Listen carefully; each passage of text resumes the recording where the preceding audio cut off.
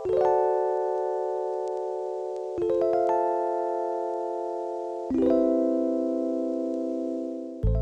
I'm Eun Sol. And I'm Selena. And you're listening to Real Talk, where we talk for real about what we think about the most recent movies we've watched.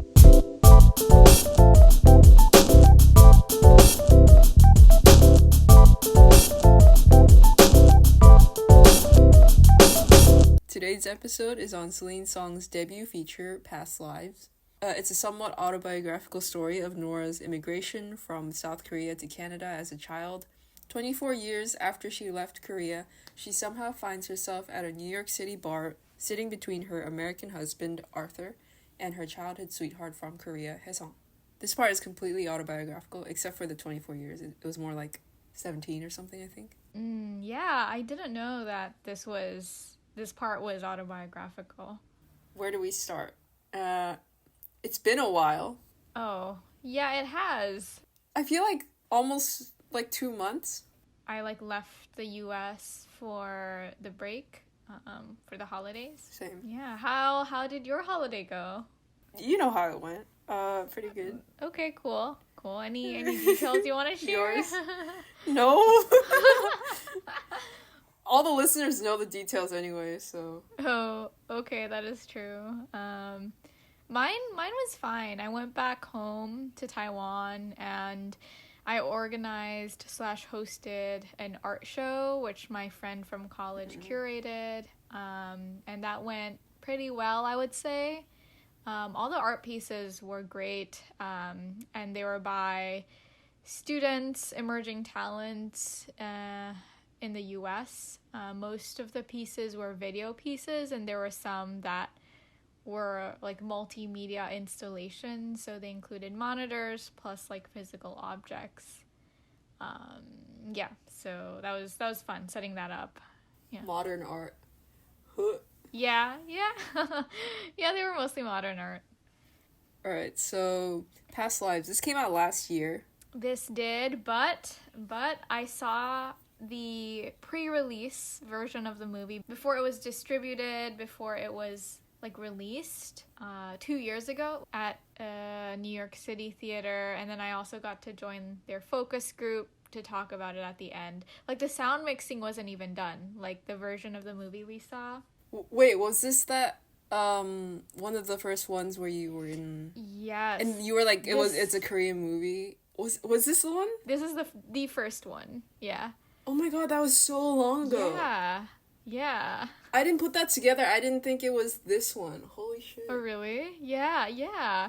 This is the first pre-release movie I got to watch. And were there many differences?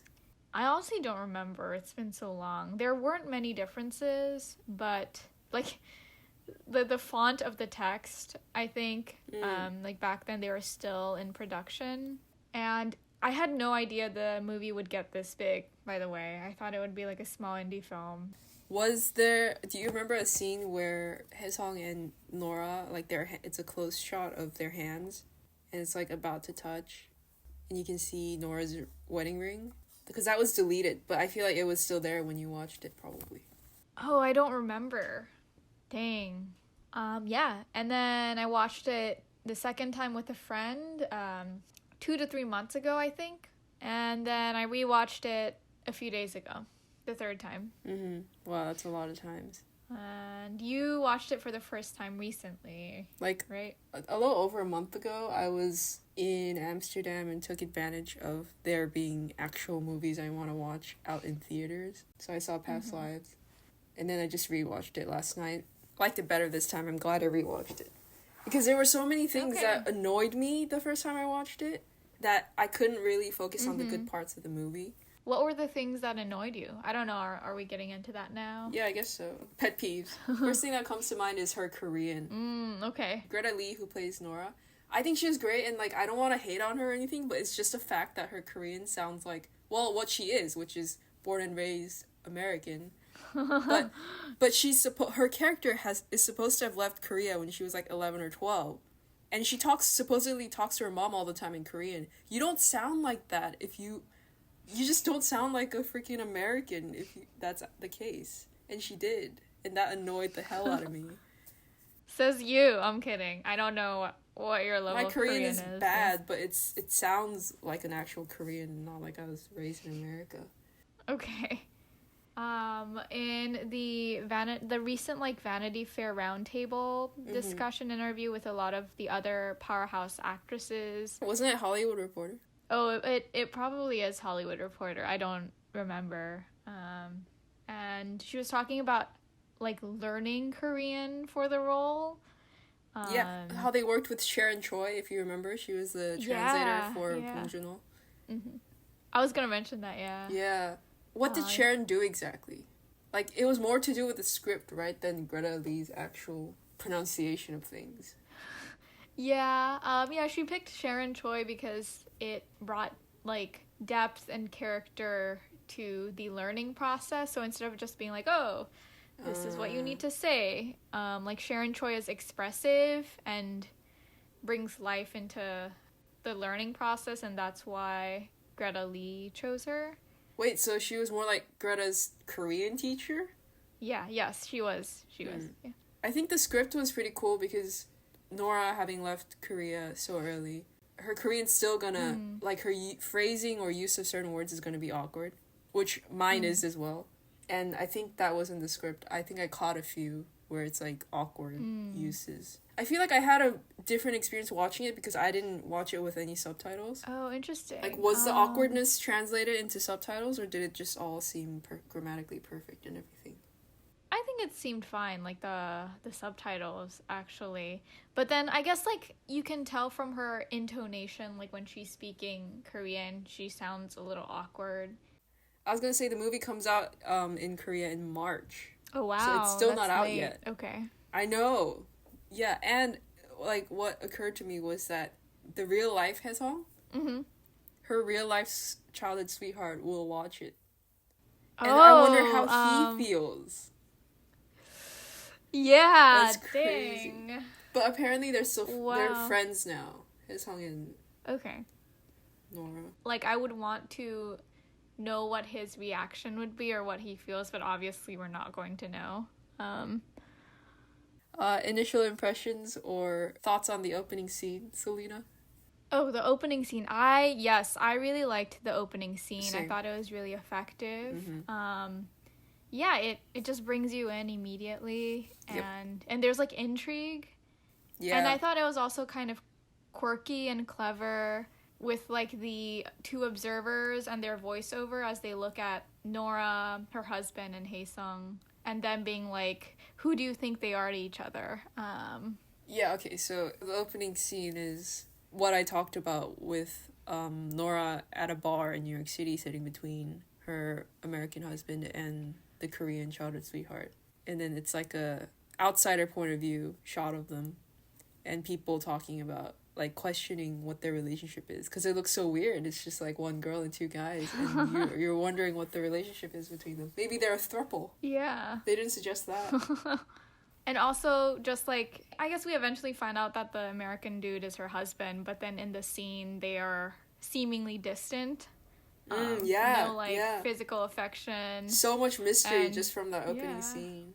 I also really liked that the opening scene ended when Nora turns and looks at the camera, or supposedly the people. Breaks the fourth wall. What did you think about that? It felt a little weird, a little off. I don't know. Yeah, but I found it off-putting, but in a way where it grabbed my attention more, so I didn't mind it. Okay, that's fair. I think that makes sense, yeah. But apparently what Celine wanted to do with that, which I don't think it worked in that way, was, like, to invite the viewers to the story or something, and to communicate with her look that this was a cosmic joke. No, you're right. I don't think it communicated that. I did not get that at all. Yeah. I think it just felt like a deliberate breaking of the fourth wall, but I couldn't, like, I don't think I felt additional meaning to it. Yeah, it's just like, oh, what was that about?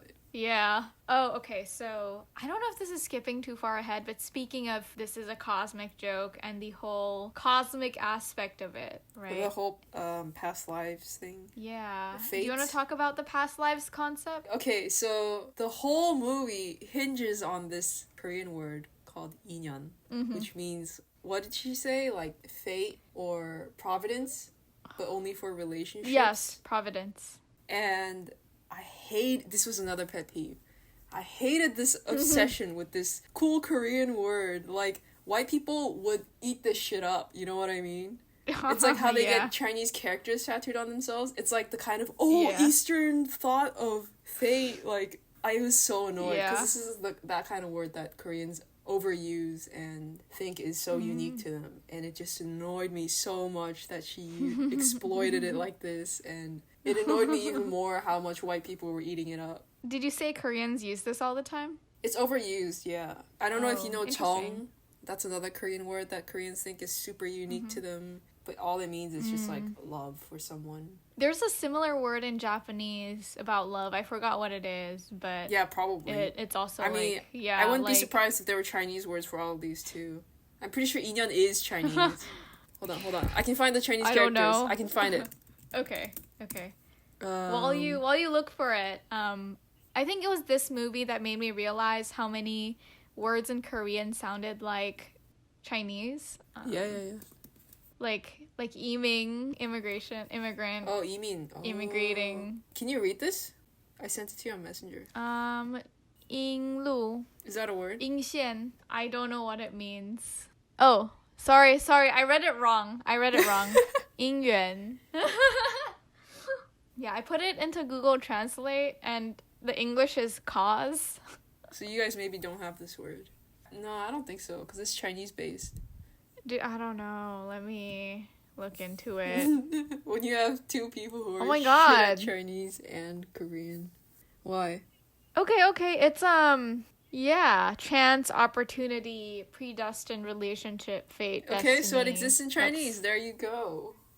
Yeah, but it's, like, derived from Sanskrit, the word nidana. What the hell? Not that it's related to the Chinese character, but when I Googled the Chinese character... The Sanskrit came up. Okay. Wait, let me read this. Nidana is a Sanskrit and a Pali word that means, quote, cause, motivation, or occasion, unquote, depending on the context. I don't know if that was helpful. Yeah, cause, motivation, or whatnot. But I didn't know that inyeon was about the 8,000 layers of... What was it? 8,000 layers of encounters? Yeah. Fun fact, when Eun Sol texted me about, like, confirming to do this, like, the podcast episode on this movie, I was, like, in my car, and the song Past Lives by Borns was playing, and I look at my phone, and she's like, let's do Past Lives, and I'm like, whoa, okay. That is pretty cool. Yeah, I've also been listening to the song a lot. I really like the song, and the song came out years before the movie, too. Yeah, completely unrelated. That's interesting. Yeah. Except it's really popular now on, like, TikTok. Are you on TikTok? No, I just see it on Instagram. Oh, okay. Fuck no, what do you think I am? Gen about? Z? Yeah. So this movie is about past lives and, like, just cosmic happenings and fate, and it's supposed to be something magical. Except, I guess maybe that was the point, but at the same time... I don't know, it just didn't feel entirely right for me. Like, the movie didn't feel magical.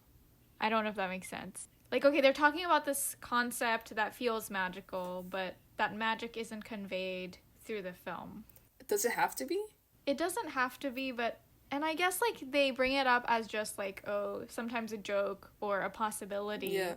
But I feel like... And it becomes important towards the end, like, with the ending scene. Like, how heartbreaking it is. I don't know, I just sort of wished that there was a little more of that magical sense. It didn't have to be in your face, but just a little more coincidences or feeling. I see what you mean. I guess it could have also been an acting issue, or, like, the chemistry between Nora and Haesung. But I guess, like, I was fine with it, but at the same time, something felt like it was missing. Yeah, it didn't seem like there were coincidences or any fateful encounters. Not really. Yeah. And, like, it unfolds very realistically. But for a movie, sometimes you need to... Maybe you don't, because, you know, this movie won several awards. Maybe it felt that way to Celine. Like, to her, it was a huge coincidence or fate thing that in the 1 year that she got out of touch with Haesung, took a break with him, she met her future husband Arthur, and he met his girlfriend in China or something.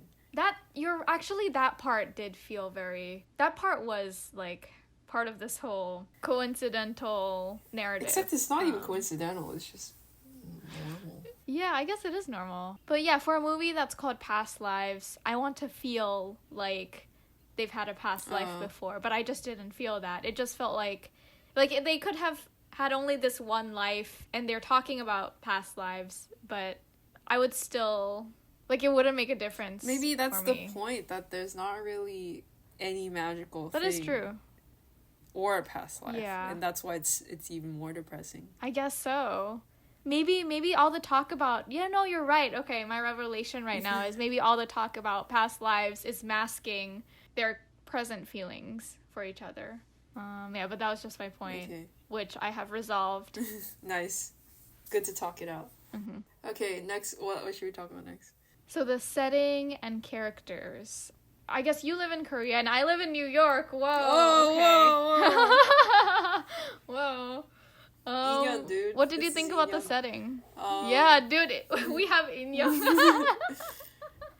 Okay. What about the setting? Why'd you write that down? Because there were several instances where, like, landscapes of Korea, wherever Haesung was in, Seoul, and New York City. Okay, cool. Seoul. It's like Seoul and New York City were used. So the first time I watched the movie, I thought they were, like, very simple and not entirely interesting landscape shots. That was my first impression. But during my, like, third viewing, which I watched recently, well, I cannot grammar. During my third viewing, which was the most recent viewing, I felt like they were effective. Like, I liked the simplicity of the New York skyline shots and also the Seoul shots, but I personally found the Seoul shots more interesting and engaging because maybe it's not as overused as the New York shots in just films in general. Yeah, and I liked that it wasn't shiny. It was very, like, I don't know if bland is the right word, but, like, industrial and quiet and novel. Compared to, like, I mean, if I show you outside my window right now, it kind of just looks like that. Mm-hmm. Like, shitty little buildings. I appreciate that. Like, I like to see shitty little buildings. Right. Instead of something that, movies put in my face 24/7. Also, I just have this view from where I live, so... Right, I mean, I felt the same about the Korean shots. Like, okay, that's Korea. I know that. And New York as well, so I felt nothing about any of that. I liked how calm it was when the shots, like, panned across these different landscapes. Yeah, and I think I liked the Korean shots more because there wasn't a lot of distracting elements. It was a lot more serene. Like, it just slowly goes across, like, muted colors, a lot more simplicity. That's less the shots and more just what Korea looks like. No, that exactly, yeah. But speaking of the shots in Korea, the child actors who play the younger versions of Nora and Haesung, I thought they were actually pretty good. Oh, they didn't annoy me at all, which children usually do. Yeah, so I was happy about that. Speaking of, dude, I thought the little girl looked like you. What? I mean, I actually, that's a compliment, but no, she doesn't. Yeah. When you were, like, in third grade or something, you guys had, like, the same hair, like... Oh, the braid? Yeah. I think that's it, though. And your face is kind of the same? I don't know. No, the face is not at all the same. Okay. It's just Koreans kind of look similar. Maybe I'm just, yeah. Yeah, I really enjoyed the children's acting, and I think I liked the beginning better than the adult moments. Yeah. In some ways, it was less awkward. Yeah, like, I guess it was meant to be awkward with the adult stuff, but even with the husband and wife stuff. Like, even Greta and Tae-Yu, who play the adult versions, talk about how their performance was based on the children's chemistry and performances. So they looked at footage of the Interesting. children, tried to copy their body language and see how they related to each other and like sort of mimic that. Interesting. Speaking of mimicking the children, I don't know if you noticed, but did you know that there was like a second recurring shot of the both of them when they were children, and then like a similar shot occurred later on in the film? Like the cutaway scenes? No, it was so after they go on their little date as children, they're in the car and they're holding hands. This is actually a nice detail that I noticed this time around. When they're holding hands in the car, Nora's asleep and her head is on his shoulder. Like their hands are intertwined, which is really sweet. Yeah. And the shot was from outside of the car of Haesung looking out of the car, like looking in the distance in the car. Yeah. And then it transitions to 12 years later. I don't remember if it did. Actually, no, not yet. I think it just transitions to them like leaving Korea and immigrating to Canada, but no, this shot mirrors the ending shot when Haesung is alone on the cab or Uber going to the airport. Yeah. Oh, so he leaves alone, but when they were children, he left with her. And it's like the same. It's like a very similar shot. So he, like, the ending just like is like a mirror reversal of what happened in the beginning. He's like left alone, like he doesn't have her. But when they were children, he did, and their hands were intertwined, and so it makes the ending kind of a little more devastating. She does this a lot though, where it's like similar takes from similar shots from when they were children and when they're adults. And then sometimes she cuts away between them. And I really like those parts because it kind of felt like when she cuts quickly between these two different times, it felt like when they were children that's a past life. And when they're adults it's like the current life. And I think that's very much how life feels like, especially if you move around. I feel like if we bring up our actual lives, when we were in Vietnam, that's a literal past life. Yeah. Actually, yeah. It doesn't feel like our current lives. I think I also watched an interview maybe a year ago or a few months ago where, that's what they were talking about, how their past life can also be interpreted as just, like, a different stage of their life. So there's, like, multiple layers of meaning to past lives. Who said that? Celine or Greta? Might be Greta. I don't remember. And yeah, another recurring shot is when like adult Haesung and Nora meet in the park. Like they come and approach each other and look at each other. There's like this rock architecture behind them. Statue. That was in Madison Square. Oh, is it? I don't know where it is actually. But like in this like monument or statue or like big rock thing, there are like two figures on it, and the two figures are facing away from each other. But in the childhood shot, when they're like playing on the rock, what is it, a rock wall? There are two faces. The faces are facing at each other. That's something else. Cool. I noticed on the third watch. I don't know if it was intentional or like unintentional. Probably intentional, but I don't know if that meant something. I mean, if it did, it probably means that they aren't connected in the same way. Like, it's not going to be... Yeah, I mean, they're walking away from each other now. So let's talk about their characterization. What the characters were like, and if you found them interesting or not as interesting. I bring this up because one of the major criticisms of the movie that I've seen on Letterboxd and elsewhere is that their characters feel like stock characters and they feel replaceable and they didn't have much depth to them, or at least it wasn't conveyed. That was like one recurring critique that I read. I don't know if you agree or disagree. Isn't that the point of supporting actors? But they... Like, this wasn't the point of view of Nora.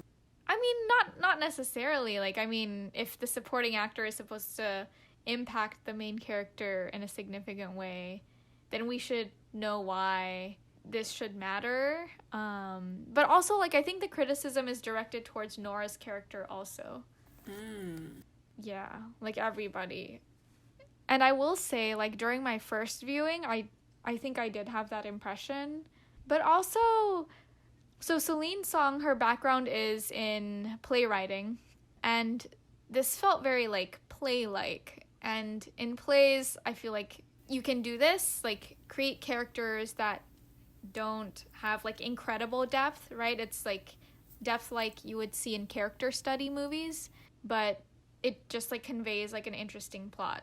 If you do this in a play, you can get away with it pretty easily. What's an example of a movie where characters aren't so two-dimensional? And how does one achieve that? Like Power of the Dog.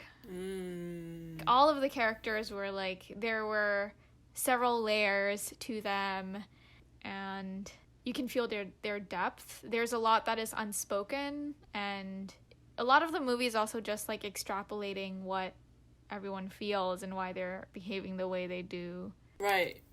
Letting the audience participate more. And just feeling like they are real people. Isn't that more an issue with performance? I mean, as well as directing, but... Yes. Yeah.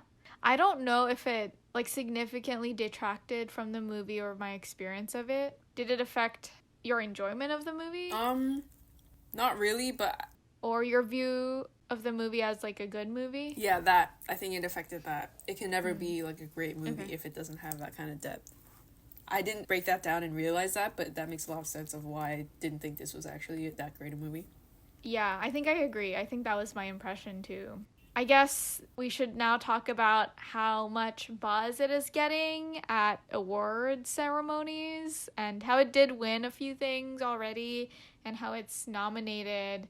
I don't know I think for screenwriting at the Oscars. Do you think it is award worthy? Maybe at some indie festivals. Not really.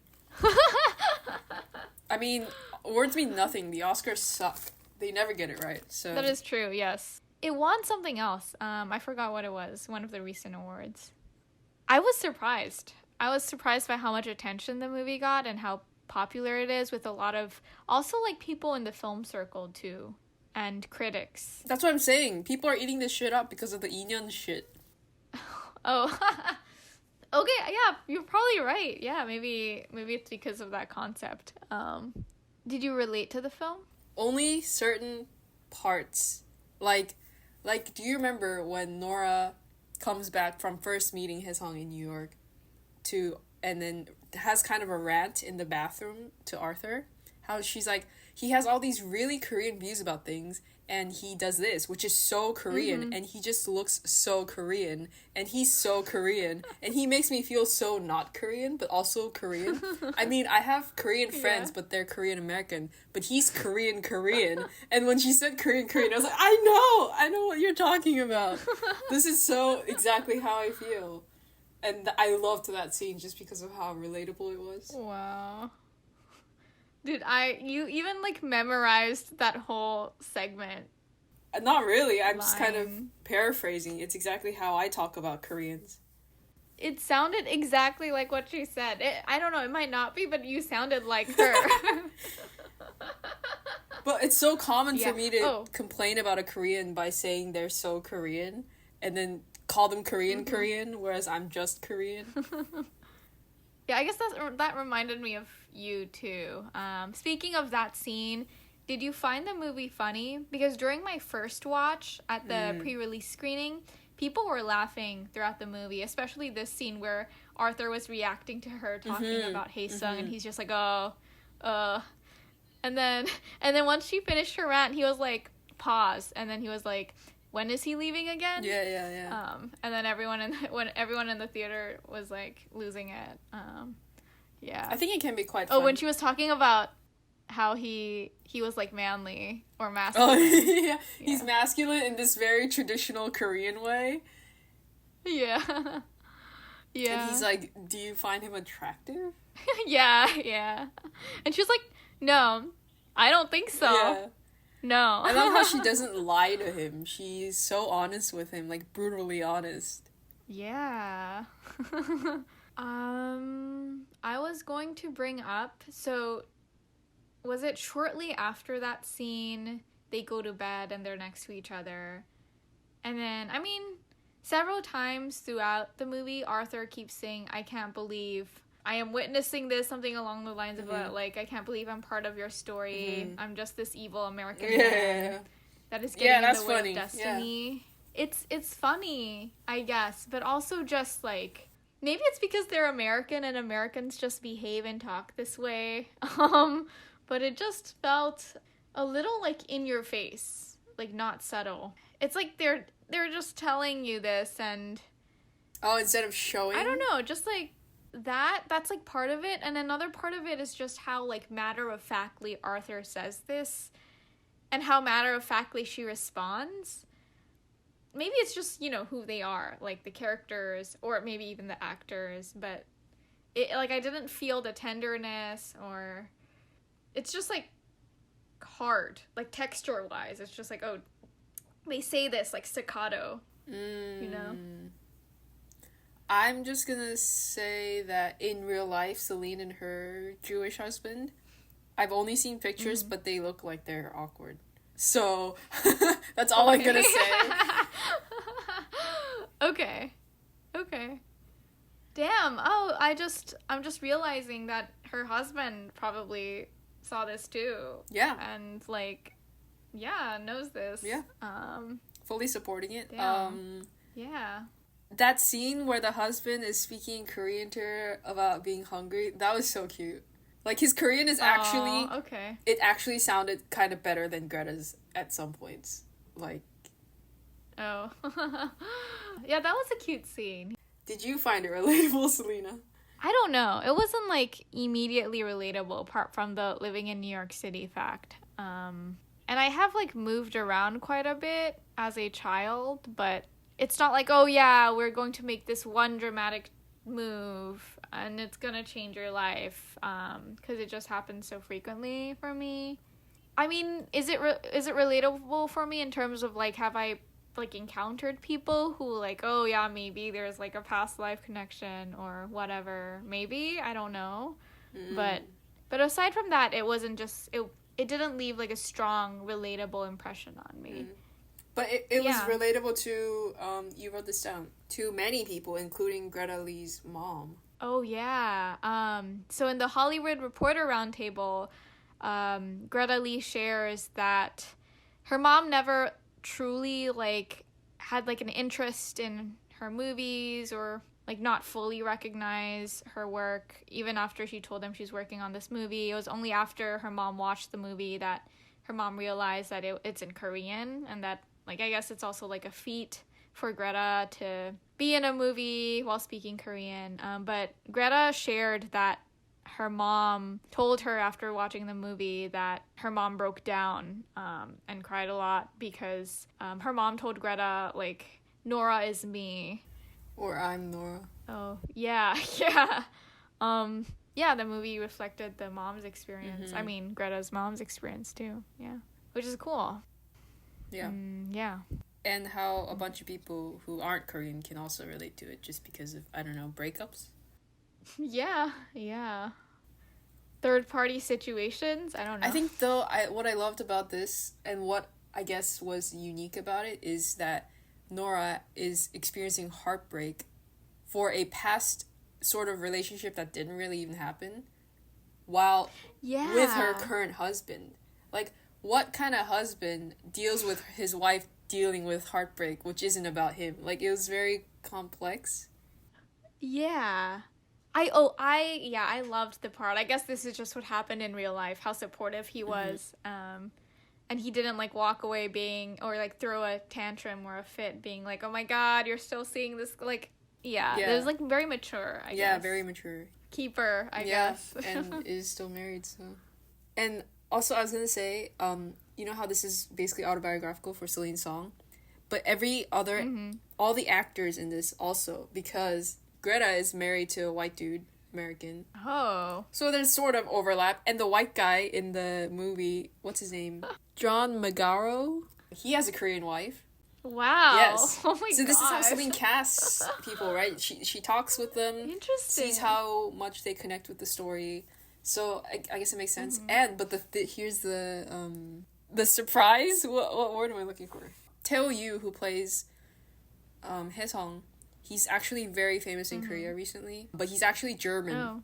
He was born and raised. I knew that. He was born and raised in Germany, and his Korean is way better than Greta's. Just saying. Anyway, so yeah, I think it's just like a surprising personal life aspect of all the actors. Yeah. I found that surprising too. I mean, I looked him up after my first viewing, and I think I was sending you things about him. Yeah, and his English was pretty good, and his German, obviously. Yeah, he sounds German when he speaks English. It's pretty cool. Oh, yeah. I noticed that too. Yeah. Which, I mean, I found that interesting because in the movie, his character doesn't speak any English, and he puts on this Korean accent. Yeah. Nice to meet you. Asol. He says Asol instead of Arthur. You, me, in young. I'm kidding. What? No, that's what he told him. Inyeon? Oh, The you, me, Inyeon. Oh, yeah. Oh, I see. It was kind of cute, actually. Him attempting to speak English. Like, I actually liked that acting.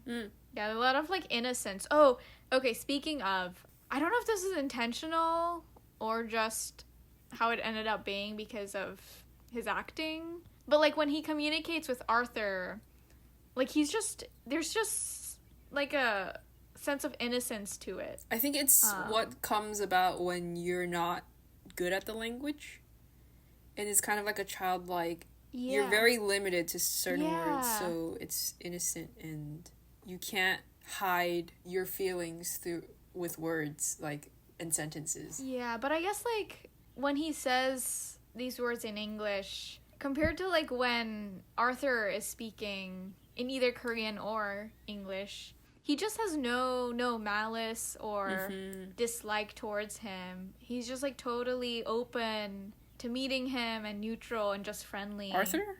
What's his name? Haesung? Haesung? Yeah. Yeah, he's just like totally innocent about it. Like he has no hard feelings towards the husband and is just like super friendly. And then on the flip side, the husband reacts awkwardly and is like, oh, yeah, oopsies. Don't really want to meet you at first, but I guess here you are, type of attitude. I think the husband was being more understanding, if anything. He was, like, understanding, but you can see, like, you can feel the discomfort. Right. Whereas Haesung was just, like, he didn't feel the discomfort. He was just like, oh. I think he was just being, childlike. No, more just sort of shameless. I didn't see it as a good way, that part. I guess so. I wouldn't see that as a good trait. It's kind of a shameless imposition on their lives. That's how I see it. That is a good point. Yes, yeah. Yeah. I agree. It does seem a little... It is shameless. I think I had a similar thought about how he just... You know, he knows she is married, but he's just going to see her and her husband anyways. Mm-hmm. But I guess they both needed the closure. What do you think he expected? I think he just wanted to check and wanted some closure and was maybe just a little bit hoping that she was miserable and that she would run away with him or something. But I think more than anything, he just needed to see her and needed closure. Also, I'm just bringing up random comments. These are not insightful at all. Arthur, when he does the book signing thing, his book is called Boner. Oh, yeah, I noticed that. Okay. I just needed to point that out. Sounds like something you need to point out. Yeah, I'm now building myself this reputation. And, okay, more random comments. Haesung's outfits, I should say. So Korean. I swear my dad has those exact clothes. He looks like that. Speaking of his outfit, when he first like gets to New York and sees her, do you find something off about the fit? Like yeah, exactly. He's either too big for his shirt or the shirt is too big. Like I don't know. Like like it's so dad. Like exactly. That's why. So, what about the closing scene when they call an Uber for Haesung and Nora and Haesung are on the sidewalk waiting and they just stare silently at each other? Oh, that part before the whole emotional stuff. I don't know. What did you feel? I have no thoughts.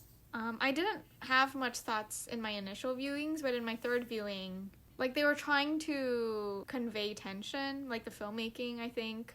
And raise the question of whether or not someone will make a move. Like, no, that's not at all how I took it. No, that's what I felt on my third viewing. Because they were just standing and facing each other in the quiet. And he, like, his body language, initially he was facing the street and she was, like, facing him. But then he slowly turns to look at her. And then they were facing each other. And then she was just, like, swaying her hands. And it's just, like, there's this subtle, like, extreme subtlety of, like, she's swaying her hands. He's, like, his hands are kind of moving. Like, is he going to is something going to happen? Or are they just going to stay there? And before anything can happen, the Uber breaks the tension. Like, the Uber drives over. And then he has to, like, wave. Like, it was an excuse for him to, like, go wave. I would have accepted that more if there were previous scenes where there was physical tension, but there weren't. Yeah. Like, I felt like neither of them had any intention of making a move, and it was more just the silence showed how complicated their minds were in that moment, and, like, what is there to say? I don't know, I didn't see that physical tension, no. I see what you're saying, and maybe if I rewatch it, I can see that, but I feel like that would just be wrong. No, I noticed it on my third viewing. Yeah. Like, I think it's because the body language, like, it's really subtle, but he fully turns, like, 45 degrees, like, slowly, and then faces her. And that's, like, you know, the first phase of movement. But then they stop there and they just keep looking at each other. Oh, maybe they did try to communicate physical tension before. Because I'm just, like, rethinking the scenes. And there's a lot of staring at each other, especially Haesung staring at Nora. Yeah. And there's that scene where they're in the New York City subway and their hands are, like, both on the bar, holding the bar. Yeah. Except I didn't feel that tension, and maybe that's a performance thing. I think performance thing, yeah. There's, like, a slow lead up to it, and that was, like, the culmination, like, all the tension bottled up. And that was the moment where it sort of, like, was almost hit the climax. It was managed. Like, when they were in Brooklyn and the carousel place, they looked at each other, but not when they were looking at each other. So it's like when Haesung was looking away, she was looking at him. And when she looked away, he was looking at her. Before sunrise. Oh, yeah, I guess. And yeah, it was like, but then, like, at the end, you know, they get past that, looking past each other, and then they look at each other for a long time. But also, like, the bar scene, there was, like, initially a little tension when he was like, oh, you were married. And then she was like, yeah, but you had a girlfriend. Yeah. And when she said that, she was, like, kind of salty. Very snappy. But after that, it just became a little more, like, matter of fact. And she was just saying things. And there was, like, a little bit of a distance. But it still felt, like, friendly. But, like, it's almost like there were walls up, in a sense, when she was trying... Like, I don't know. Like, she was telling him the girl you know isn't here anymore. Which is true. And she said it, like, very matter-of-factly. But then the emotions are still there, as we see at the end. Here's the thing. I think they both have that remaining emotional, whatever, connection. But they both know that she's still married. It's a constant reminder. The ring on her finger is actually kind of emphasized in some shots. Like, even the opening scene, for some reason, Greta's hand is like this. Like, it makes no sense, but her hand is like this, and you can see her ring. And it's like, constantly reminding the viewers, the audience, and the characters that, no, this can't happen, she's married. That's kind of how I took it. And also, I saw an interview where Greta talks about that, because she claims that little girl that Haesung knew doesn't exist anymore. But that doesn't feel necessarily true. I was like, what are you saying? That doesn't sound true. Yeah. And what Greta said was, I don't think it's about her. I think she was giving that as a gift to Haesung to, like, move on. So Haesung came all the way to New York, which was his gift to her. Like, now they can finally meet and get some closure. And now she's giving him license to move on as well by telling him that's all gone now. And that's what Greta said about that. I like what Greta said. That made sense, yeah. At the same time, it did feel kind of true. But at the same time, it doesn't have to be true. Here's the thing, like, it's a part of her that does exist somewhere, but isn't brought out by anything in her current life in New York. Yeah. And I very much related to this as well, which is in that bar when she has the Korean childhood sweetheart and her current husband next to her. It's like her worlds colliding, right? Like, I feel like I also have a bunch of separate worlds, and when they collide, it's a bit of a mind fuck. Yeah. No, I totally agree. Yeah, like when I introduce friends from different parts of the world or something along the lines of that, it's kind of like that. Yeah. Yeah, I find that relatable, I guess, yeah.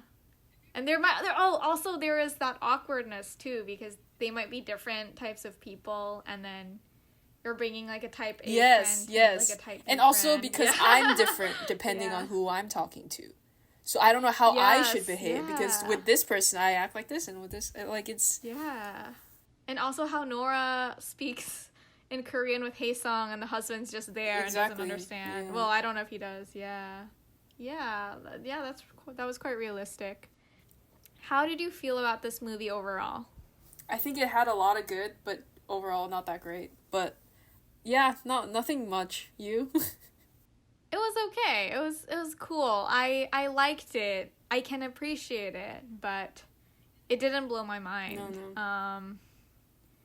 Yeah, and it didn't particularly draw me in either, but I just appreciated it. I appreciated the script. Yeah, I think it's worth your time, just in general. Yeah, and I guess since I watched it 3 times, it feels like a movie, for me at least, that you can rewatch, because it has like a solid story that, isn't trying to build up to, well, maybe it does in some way, but it's not like, oh, there's like rising action, climax, and then conclusion. It's just like, it feels like there's a flow.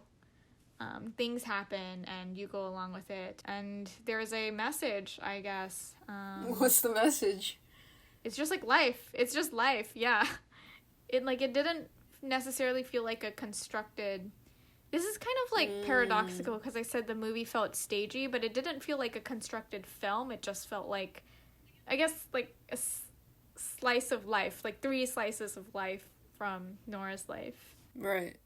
So I can just like rewatch it and be in her life. I don't know. In an interview, someone mentioned how they think Celine finds physical touch, very important. And I think she tried to use that in the movie, like as a device, but I don't really see it. But also I do, because in Korea, you don't touch somebody. You literally, like, if you, that sounded wrong. If you look at the scene when Haesung and Nora first meet and they hug, or Nora hugs him, he's super surprised, because first of all, that doesn't happen in Korea. You don't hug someone like that. So I do think she does think touch is important. And Greta talks about how she consciously made decisions to act differently with her husband and with Haesung, like very differently apparently. But to me, I didn't get that, because isn't that just the way you act to your husband versus like someone who isn't your husband?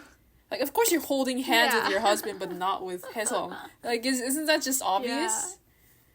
I didn't... And you're talking without filter with your husband and not Haesung. Yeah.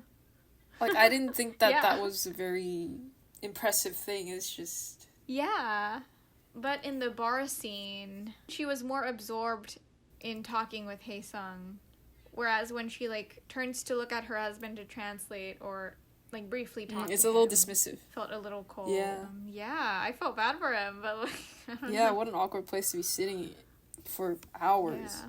Damn, that man should get, like, A+ for being husband. I mean, yeah, for real. Holy shit.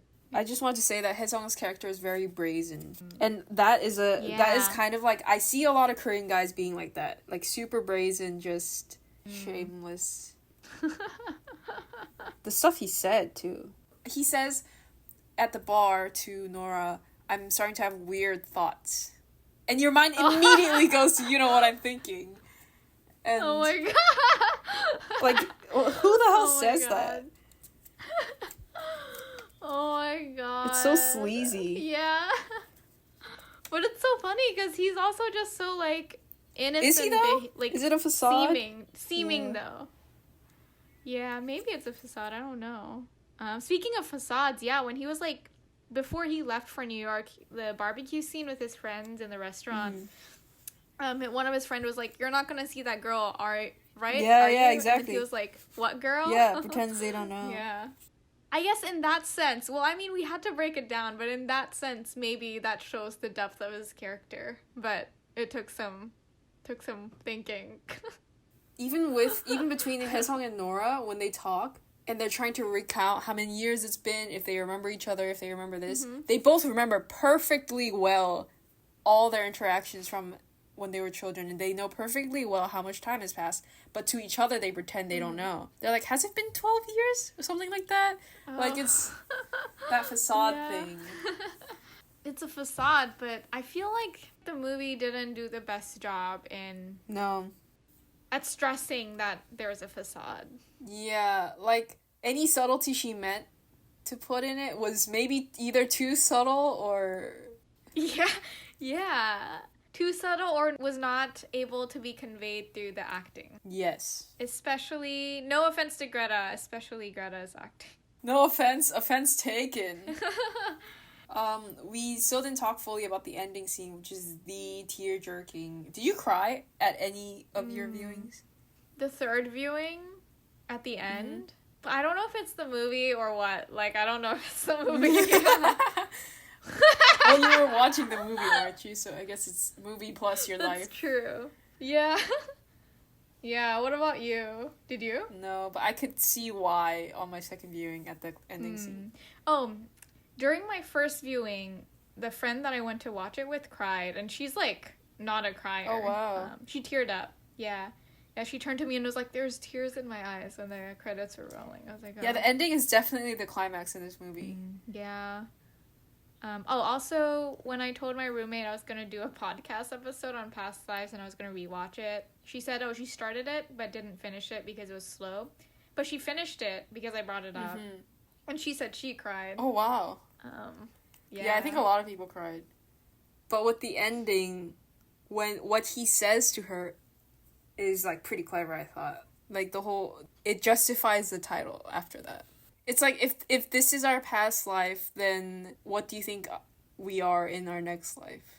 Something like that. Yeah. And then he's like, see you then, like, in their next life. And it's like, Yeah, I like that. And then how the tracking shot of her walking back to her apartment, it's such a long walk. And her husband's on the steps waiting, and she just breaks down in tears, and then he hugs her, and it's just like, aww. Yeah. The ending was good. Yeah, I think that's the ending. Best part of the entire movie. Yeah. In everything. In the director's choices, in the acting, in the script. I guess basically this whole movie was made for the ending. Yeah. So it makes sense. Yeah. I can see how this whole script would revolve around the ending. And that makes me wonder about other scripts and other movies and how much the ending weighs on the rest of the movie or the rest of the script. Sometimes endings aren't decided yet. I think a lot of the time writer-directors or writers have, like, one central scene in mind that they which is important, and they thought it out a lot, and then everything else is kind of extra and works around it. I don't know. And in this case, it was the ending scene. Yeah. Which is interesting. I don't know if I have anything else to say about it. Are you rooting for it at the Oscars?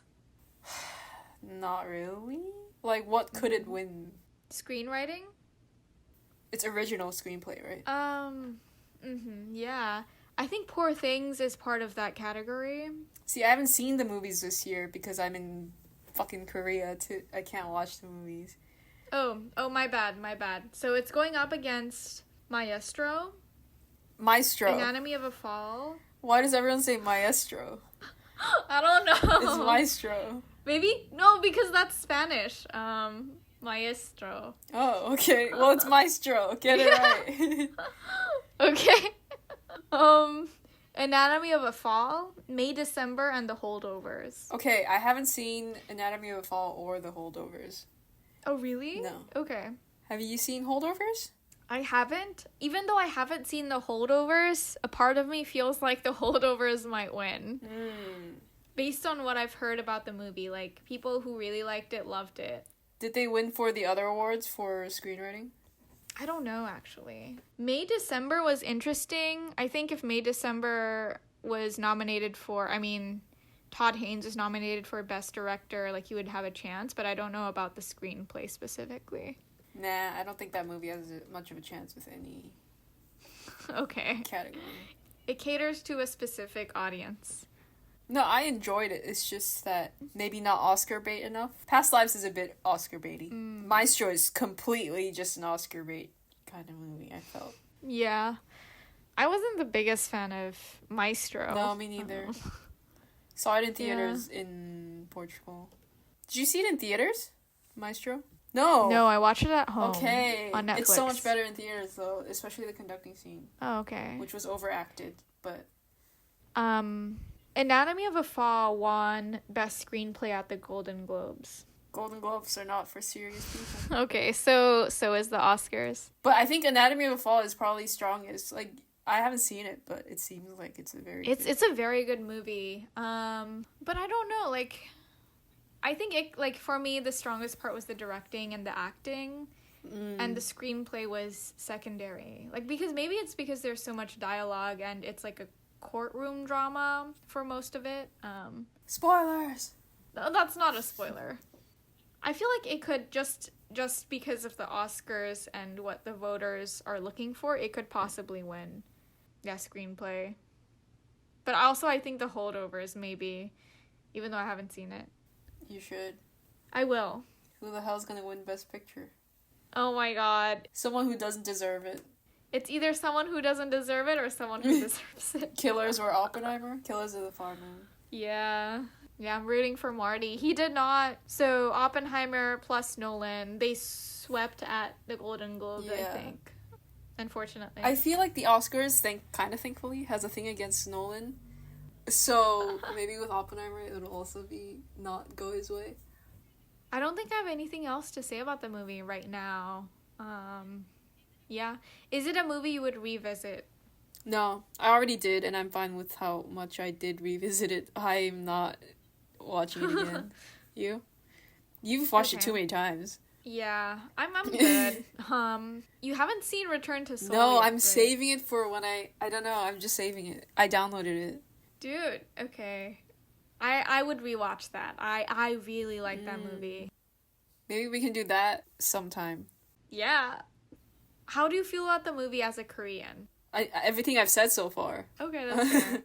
Would this be considered a Korean movie in Korea? Oh my god. Okay, yeah, I have something to say about that. Yes, because Koreans somehow take ownership over anything that's, even if it's American, but it's made by a Korean American, they take ownership of it. So when Beef, like, sweeped for limited series awards, it was on the Korean news, and they were like, Korean director and Korean actor, Steven Yeun and whatever his name is, the director, sweep at the, like, Emmys or whatever it was.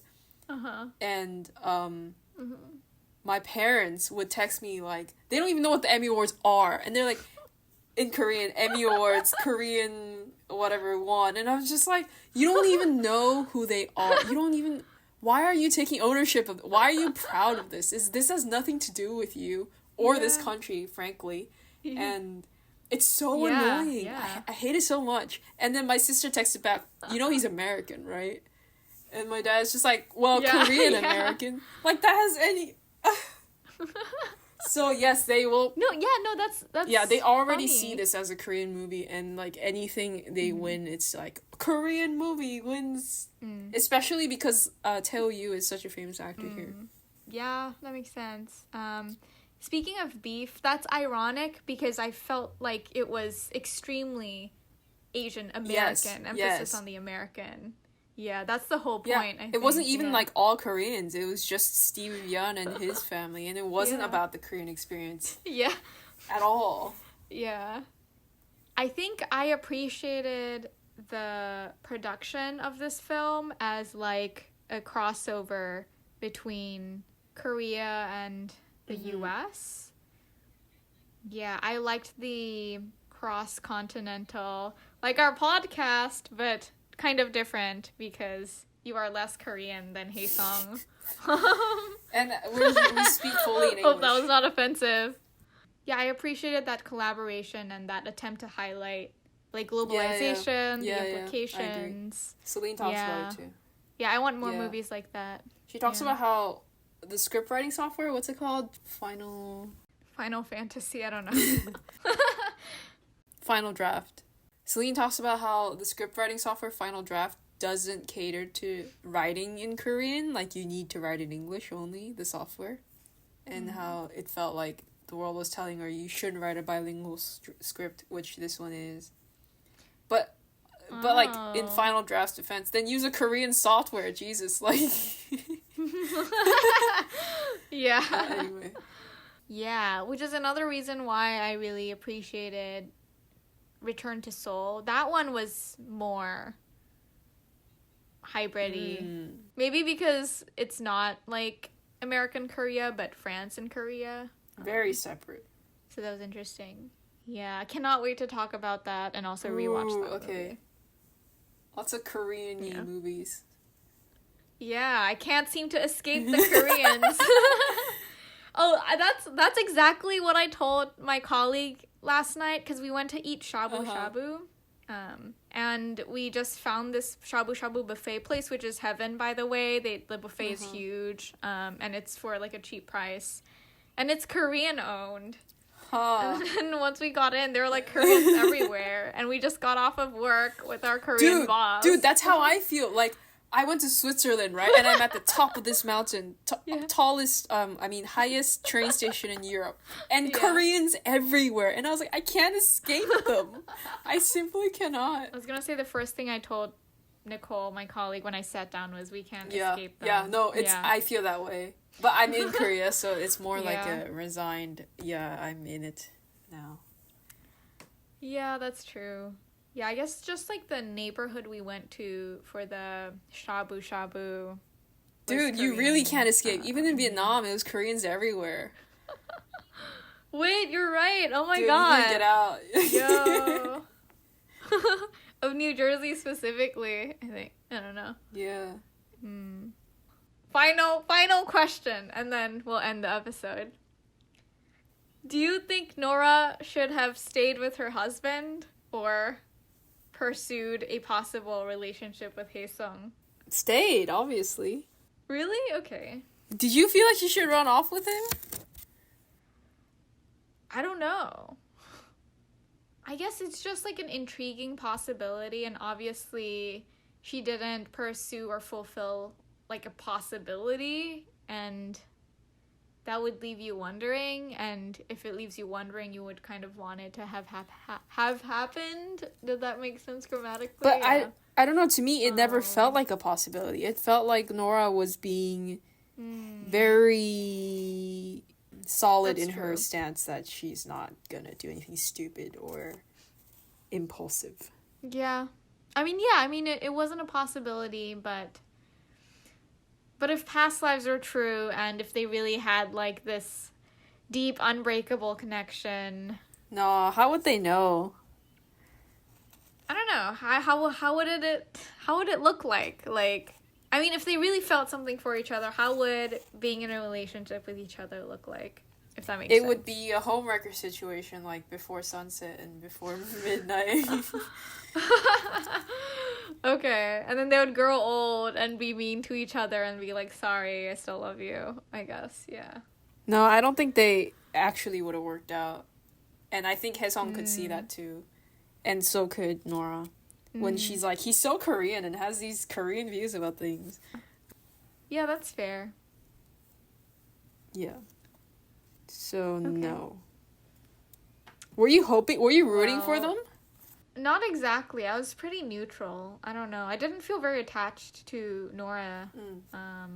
So it was like, it is what it is. But I feel like that would have made it... I don't know. I mean, I really liked the ending. I was going to say it would have made it more dramatic, but the ending was... Oh, it was so good. In a way, dramatic. It was, and it was way better this way. It's just so heartbreaking. Yeah. Yeah. Well, thank you for listening to Real Talk. You can find us on Spotify, Apple Podcasts, or YouTube. This has been a Real Talk. Bye. See you next time. Bye.